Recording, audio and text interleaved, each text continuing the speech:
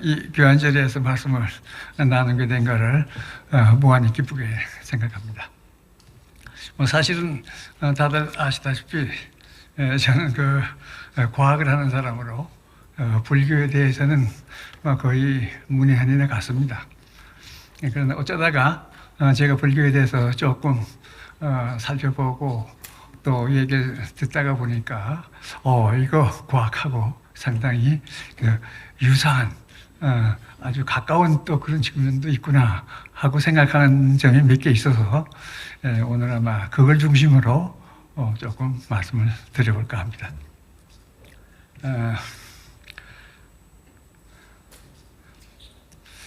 최근이 아니죠. 얼마 전에 제가 읽은 흥미로운 책 하나를 먼저 소개하는 걸로 하겠는데요. 아마 읽으신 분도 계실지 모르겠는데, 원래 그 책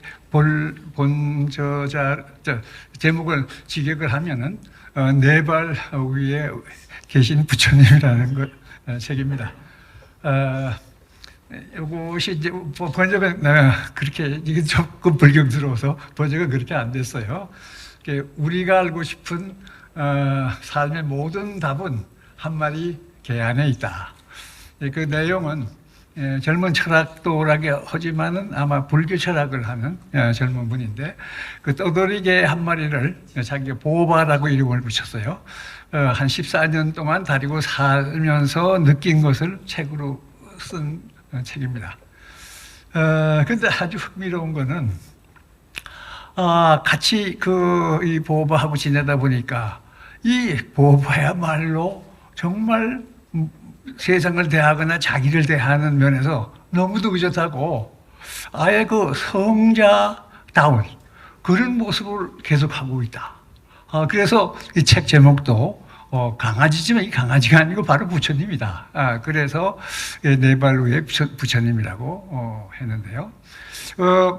재미난 책이니까 즐겨 읽을 수가 있습니다만, 이제 제가 그 얘기를 하는 거는, 이 떠돌이 강아지 한 마리가 이렇게 불성을 가지고 살 수가 있는데, 우리 사람은 왜 그렇게 살기가 어려우냐? 왜 그렇게 깨닫기 어려우냐 하는 생각을 하게 돼요. 그래서 나름대로 또 여기 계신 분들도 금방 떠오르시겠지만은, 그 강아지는 이 벗어버려야 될 제거해야 될 번뇌가 없기 때문에 번뇌를 다 벗으면 마찬가지니까 바로 그런 상황에 넣을 수 있다 하고 생각하실 수 있고, 저도 거의 그렇지 않을까 느낌을 가집니다. 그런데 그러면 사람은 그러면 억울하다느냐? 그 강아지는 그렇게 쉽게 도를 깨치는데 우리는 이게 불안하지 않냐 하고 생각할 수 있지만은, 또 다른 각도에서 보면 우리는 강아지가 가지지 못한 플러스 알파라고 하는 것을 가진 것 같다. 그 내용은 뭐냐면, 우리는 주체적 삶을 살아갈 소질을 가지고 태어난 존재다. 근데 아마 강아지가 주체적 삶이라는 것은 생각하기 어렵지 않을까 저는 생각하는데요. 그래서 우리는 한 가지 더 할 게 있다. 그래서 그것을 우리가 실현시키면은 좀 더 뜻 있는 삶을 가질 수 있을 것이다 하는 생각을 했습니다.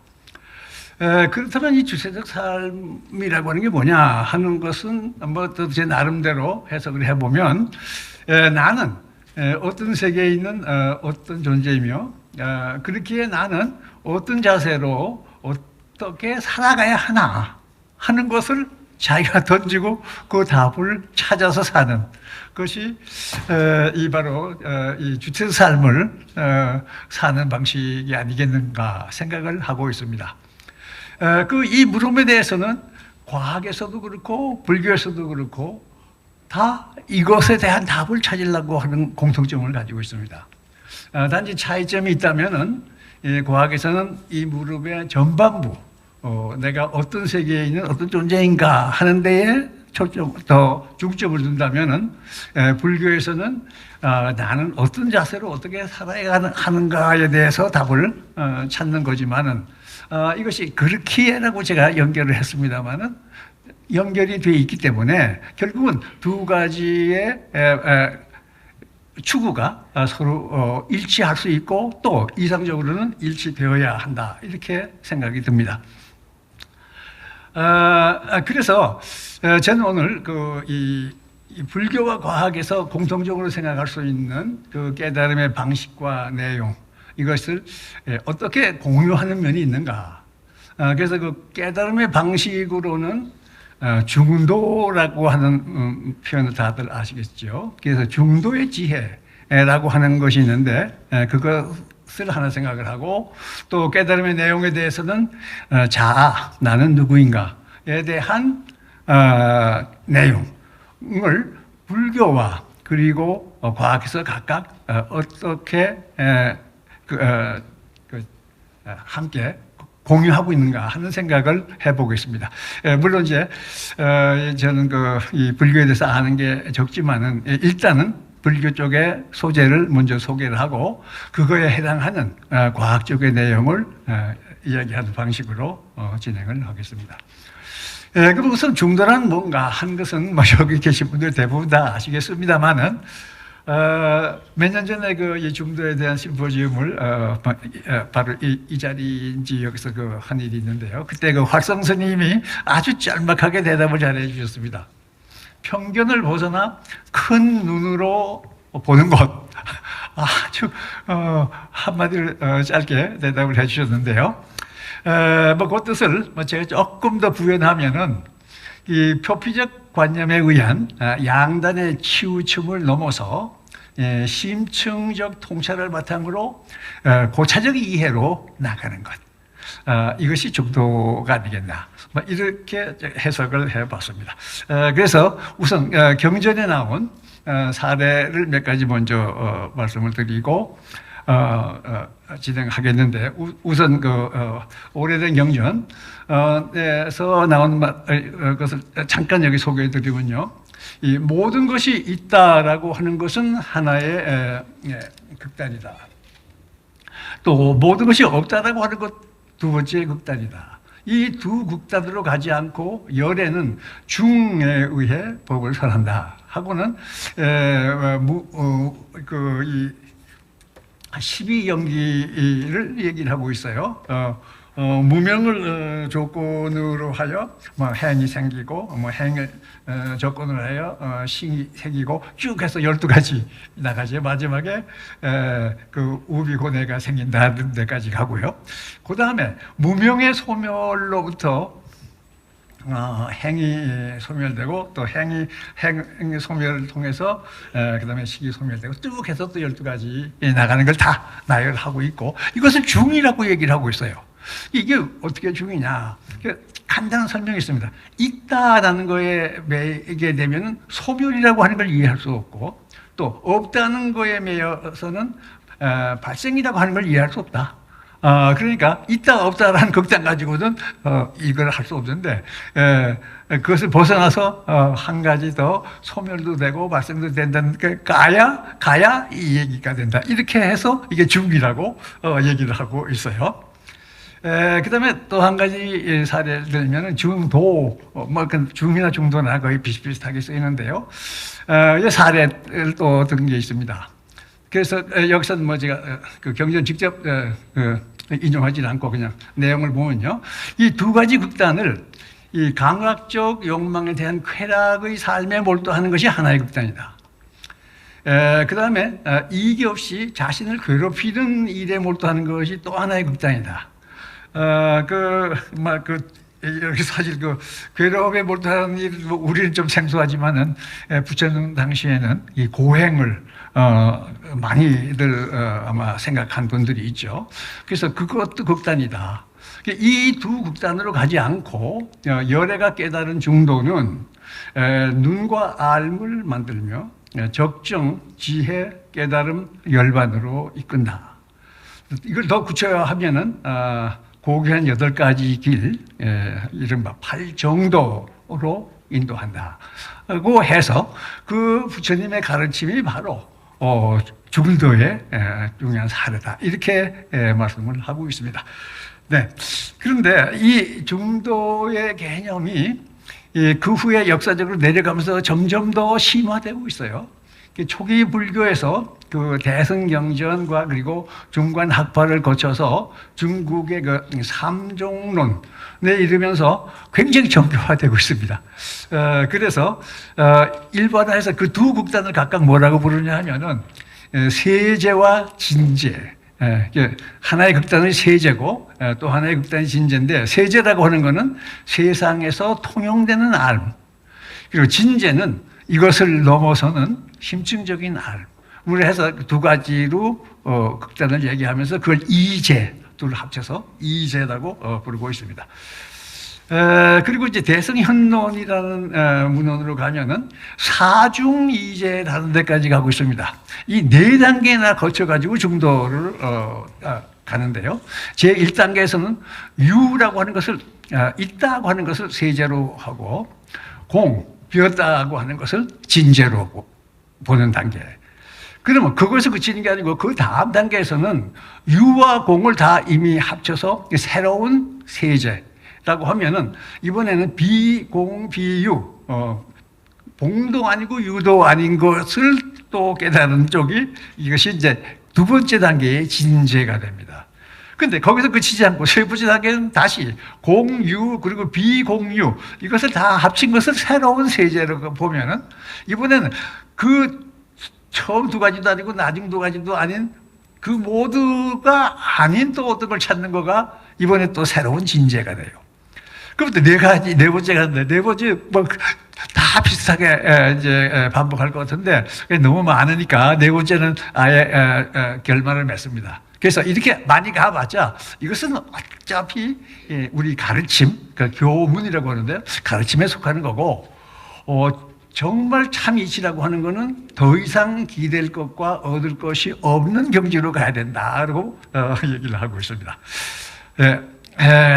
그 다음에 역시 관계되는 문헌을 보면요. 그래서 이제를 가지고 중도를 택하는 것을 또 두 가지로 나눠서 이제 강론 중도라는 것과 이제 한명 중도라는 얘기를 하고 있습니다. 그래서 우선 생과 불생이 각각 이제의 기본적인 이제라고 하면은 비생 비불생은 이게 중도가 되는 거죠. 근데 이 비생, 불생이라고 하는 중도는 생을 중심으로 보면은 생이 중심이고 불생을 참고로 보는, 그렇게 될 때는 세제를 중심으로 한 세제 중도라고 하고요. 이번에 불생을 중심으로 보고 생을 참고로 보면은 이것은 진제 중도라고 해서 요 각각의 중도를 이제 강론 중도라고 이름을 붙이고 있어요. 근데 거의 비슷하지만 이 두 가지를 세제 안에도 진제가 담기고 진제 안에도 세제가 담긴다 하는 식으로 둘을 통합하는 중도는 이제 한명 중도, 그 둘을 합쳐서 결합한 중도, 이렇게 또 구분하고 있어요. 자, 이게 뭐 꽤 복잡해지는데요. 그래서 이 두 가지를 결합해서 조금 전에 말씀드린 사중이제와 이제 한명 중도를 결합해서 조금 정리해 본 도표를 만든 것이 제가 지금 보여드리는 겁니다. 그래서 1단계는 유1, 첫 번째 유, 그 다음에 첫 번째 공을 각각 세제와 진제라고 하면, 그 다음에 두 번째 단계에서는 새로운 유는 첫 번째 공까지 포함한 새로운 유가 있고, 그것을 떠난 새로운 공이 하나 나와서 새로운 진제가 되고, 그런데 이 두 가지를 다 비공, 비유로 한 것이 이제 한명 중도다. 그 다음에 세 번째 단계 또 마찬가지예요. 유3, 그리고 공삼이라고 하는 이제에서 이 둘을 또 가지면서도 둘 다가 아니라고 하는 것이 이제 한명 중도. 이래서 계속 나가서 결국은 이것이 다 상대적 진리인데 참 진리는 계속해서 추구해야 되는 걸로 얘기를 하고 있어요. 자, 이것이 제가 그 흥미를 끈 이유는 이 자연과학에서 우리가 생각하고 있는 공간 개념, 물 이렇게 찾아가는데 흡사한 그 상황이 있어요. 그래서 우리가 유를 세제라고 하고 공을 진제라고 우리가 한다는 걸 인정할 때에 우리 그 시간 공간 개념을 우리는 우리가 일상적인 시간 공간 개념을 어떻게 가지고 있냐 하면 3차원이라고 보지 않고 2 플러스 1차원으로 봐요. 2차원이라고 하는 거는 사방. 또 하나는 상하. 상하 사방이라고 보고 있어요. 상하와 사방은 다르다. 왜냐하면 사방은 네 방향은 근무적으로 같지만 상하는 물건은 너무 떨어지는 방향이에요. 이건 특별해요. 그래서 그걸 구분하고 있어요. 이것이 우리가 일상적인 공간 개념인데 고전역학에서는 그걸 그렇게 보지 않고 3차원으로 봐.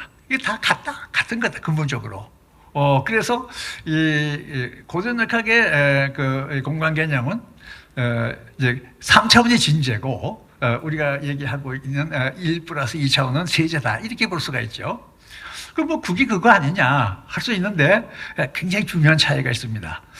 뭐냐 하면 이 1차원하고 2차원이 다르다고 보면 이게 물건이 있으면 이게 떨어지죠. 이 떨어지는 건 당연한 걸로 봐요. 이건 문제가 되잖아요. 근데 안 떨어지는 게 허공에 떠 있으면 문제가 돼요. 그래서 우리 동아시아의 성리학의 학자들이 굉장히 고민했던 문제 하나가 있어요. 대지, 우리가 지금 지구라고 그랬죠. 그 당시에는 지구란 말은 없었고, 대지가 허공에 떠 있는데 왜 안 떨어지느냐? 이게 엄청난 문제가 됐어요. 왜냐하면 이 시간 공간 개념에 의해서는 그거는 안 떨어지는 것이 있을 수가 없는 거예요. 그런데 3차원 공간을 우리가 일단 받아들이면, 진제를 받아들이면은 당연히 안 떨어지는 건 정상이에요. 만약에 떨어진다 그러면 이상한 거야. 이 방향으로 안 떨어지는데 왜 이리 떨어지느냐? 떨어지는 걸 설명을 해야 돼요. 이것이 유명한 뉴턴의 사고죠. 사고가 왜 떨어지느냐를 문제를 삼았어요. 그러니까 이 진제를 생각하면 사고가 떨어지는 것을 설명해야 되고, 이 세제를 생각하면은 대지가 왜 안 떨어지느냐? 이 전혀 다른 문제가 발생하는 거예요. 그런데 결국은 이 진제가 이겼죠. 그래서 사고가 왜 떨어지느냐를 이제 설명을 다른 방식으로 해서 근대과학이 성립한 거예요. 이렇게 해서 요 하나의 작은 깨달음이 굉장히 중요한 차이를 준다 하는 말씀을 드리겠는데요. 이것이 여기서 그치는 게 아니에요. 상대성 이론에 가면은 또 하나의 구분이 있어요. 시간과 공간은 다른 거다 한 것이 우리 일상적인 고전역학에도 생각했던 거예요. 근데 상대성 이론에서는 시간과 공간이 합쳐서 4차원이다. 이게 새로운 진제예요. 그럼 또 왜 그런 구분이 생기느냐? 구분이 생기지 않아야 될 이유가 있고, 구분이 생겨야 될 이유도 있어요. 그래서 세제와 진제가 다 각각의 의미를 가지는데, 그래서 비유, 비공, 이제 한 명 정도, 그 둘 다 인정하는데, 적어도 4차원도 인정해야 된다 하는 것이 이제 상대성 이론이 가는 방식이고요. 양자역학을 가면 또 한 번, 또 접근을 합니다. 이번에는 시간 공간 4차원과 운동량 에너지가 합쳐서 또 하나의 4차원이 되는데, 이 둘은 별개다, 독립이다 하고 생각한 것이 상대성 이론 이전에 고전역학 양자역학 이전의 상황인데, 양자역학에 가면 이게 또 하나로 연결이 되어 있어요. 그게 새로운 진제야. 거기에 이제 조금 좀 학술적인 용어를 쓰면은 후리의 변환이라고 하는 방식으로 그 둘이 하나로 연결이 돼요.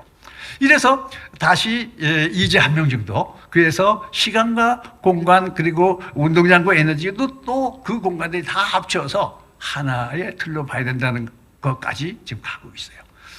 그 다음에 이제 다음 단계가 뭐냐, 네 번째는 아직 우리 자연과학에서 나오고 있지 않아요. 대단히 흥미로운 관계가 있다 하는 것을 제가 말씀을 드리고, 이게 너무 시간이 많이 가서 빨리 가겠습니다. 그 다음에 무아 개념으로 가겠습니다. 네. 무아 개념의 그 경전에 나온 사례를 보면요. 이런 얘기에서 식은 무아이다.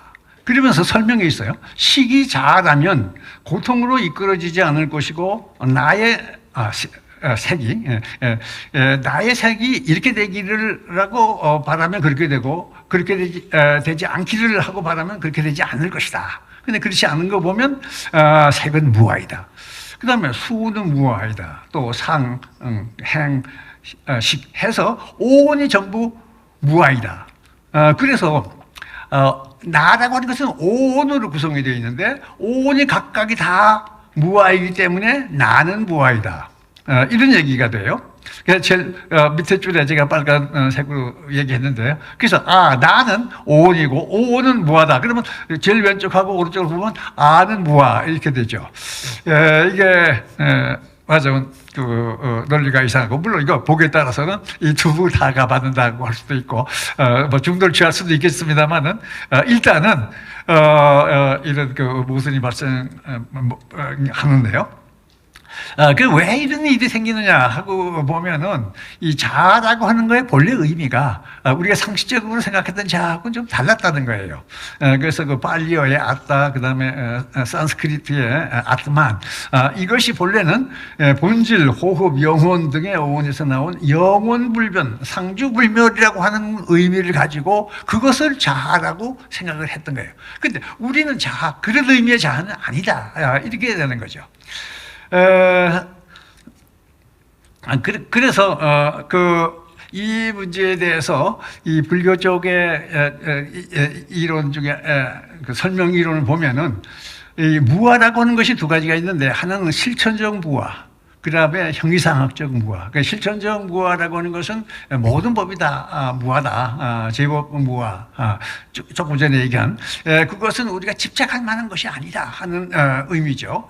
그래서 그것을 우리가 알게 해주는 것이 붓다의 주된 관심사다 하고 얘기를 하고 있고, 그런데 실제로 자아가 있느냐 없느냐 하는 그것은 형이상학적인 자아인데 그것은 부처님은 거기에 대해서는 부차적 관심사를 가지고 있다. 그리고 굳이 얘기하자면 중도적인 지혜로 대처하셨다. 이런 얘기가 있어요. 그 자아에 대해서 우리는 과학에서는 어떻게 봐야 되느냐. 그것을 보기 위해서는 생명을 이해하는 게 중요하다고 해요. 생명을 어떻게 이해하느냐. 근데 저는 원래가 물리학자지만은 생명이 뭐냐 하는 데 대해서는 관심을 가지고 있었어요. 그래서 도대체 생명이라는 게 어디 있느냐 하는 것만 제가 그냥 요약해서 말씀을 드리면요. 이 살아있기 위해서는 공기가 있어야 되고, 물이 있어야 되고, 먹이, 그리고 햇빛이 다 있어야죠. 한마디로 생명은 이것들을 살게 만드는 모든 인과관계에 그물에 엮여 있는 존재다. 이렇게 얘기할 수가 있어요.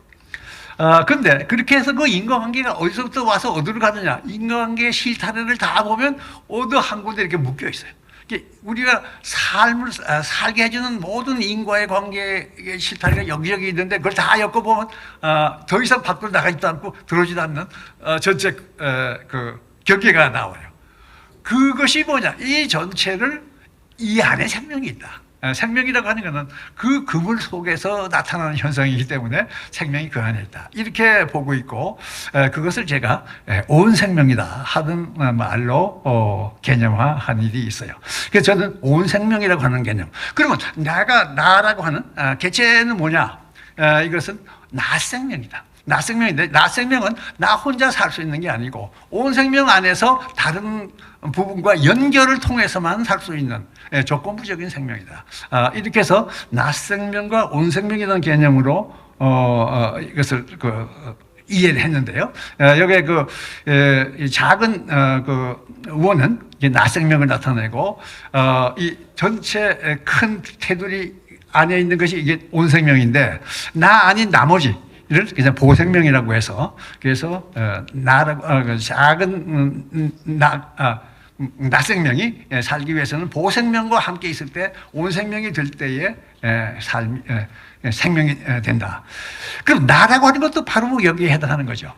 나는 뭐냐? 이 나 생명으로서의 나가 있고 그 다음에 온 생명으로서의 나가 있어요. 이것이 내 생명인데, 내 생명하고 떠나서 나가 있을 수가 없어요. 그러니까 나라고 하는 것은 내 생명을 내가 느끼고 사는 것이 나인데, 그래서, 이렇게 보자면 현대과학에서는 나를 크게 작은 나, 그 나생명으로서의 나, 그리고 큰 나, 온 생명으로서의 나, 이렇게 생각할 수가 있어요. 이렇게 되겠죠. 그래서 진정한 나라고 하는 것은 사실은 이 둘 다예요. 작은 나를 우리는 버리고 살 수도 없고, 그렇다고 해서 그것만 가지고 사는 것도 아니고, 그것만으로 산다고 생각하면 그건 크게 잘못 사는 셈이 되죠. 이렇게 저는 이해되는데, 그러면 이것과 조금 전에 말씀드린 불교에서의 자아라든가 무아하고 어떻게 관계가 되느냐. 불교에서는 무아를 강조하면서 자아를 부정하진 않아요. 그러니까 나라고 하는 것이, 그러니까 맞아. 그래서 아까 못 쓰냐 그랬죠. 그 형이상학적인 나를 부정하진 않아요. 부처님도. 그러나 실천적인 의미에서의 이 자아를 이제 부정하죠. 그러니까 그것은 무아를 강조. 무아라고 하는 것은 작은 나에 매지 말아라 하는 거죠. 그러나 그러니까 작은 나에 매지 말라는 것에 초점이 있어요. 근데 이제 이 과학에서 제가 이해한 나는 이 동시문적인 나, 그러니까 작은 나도 있고 큰 나도 있다. 그래서 불교에서는 낫생명의 절대성을 부정하는, 이것이 무아를 강조한 거고, 온 생명의 중요성을 새로 강조하게 되면 자아를 긍정하게 되죠. 그래서 약간의 차이가 있습니다만은 불교에서도 우리는 작은 나의